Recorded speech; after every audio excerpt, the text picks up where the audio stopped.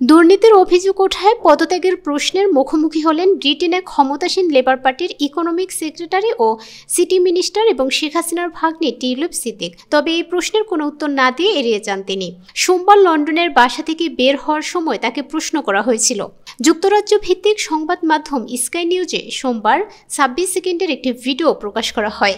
এতে দেখা যায় বাসা থেকে বের হয়ে যাওয়ার সময় কয়েকজন সাংবাদিক টিউলিপকে প্রশ্ন করছেন তিনি পদত্যাগ করবেন কিনা। তবে এই প্রশ্নের জবাব না দিয়ে বারবার গুড মর্নিং বা শুভ সকাল বলে কাটিয়ে গেছেন তিনি।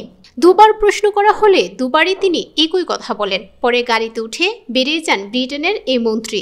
টিউলিপ সিদ্দিক যুক্তরাজ্যের সিটি মিনিস্টার হিসেবে আর্থিক দুর্নীতি দেখভালের দায়িত্বে রয়েছেন। সম্প্রতি তার খালা বাংলাদেশের ক্ষমতাচ্যুত সাবেক প্রধানমন্ত্রী শেখ হাসিনা সংশ্লিষ্টদের মালিকানাধীন সম্পত্তির সঙ্গে তার সম্পর্ক থাকার অভিযোগ উঠেছে। বেশ কয়েকটি আন্তর্জাতিক সংবাদ মাধ্যম টিউলিপ সিদ্দিকের বিরুদ্ধে অভিযোগ প্রকাশ করে দাবি করা হয় যে তিনি বাংলাদেশের ক্ষমতাচ্যুত আওয়ামী লীগ সরকারের মিত্রদের কাছ থেকে লন্ডনে বিনামূল্যে ফ্ল্যাট পেয়েছেন। এছাড়াও ব্রিটেনের ক্ষমতাসীন দলের বেশ কয়েকজন সংসদ সদস্য টিউলিপের বিরুদ্ধে বিনামূল্যে ফ্ল্যাট পাওয়ার অভিযোগ তুলেছেন। এছাড়াও টিউলিপের বিরুদ্ধে অভিযোগ রয়েছে যে তিনি 2013 সালে বাংলাদেশের রূপপুর বিদ্যুৎ কেন্দ্র নিয়ে রাশিয়ার সঙ্গে আলোচনায় সহায়তা করেছিলেন, যদিও তিনি তখন যুক্তরাজ্য সরকারের কোনো সরকারি পদে ছিল না।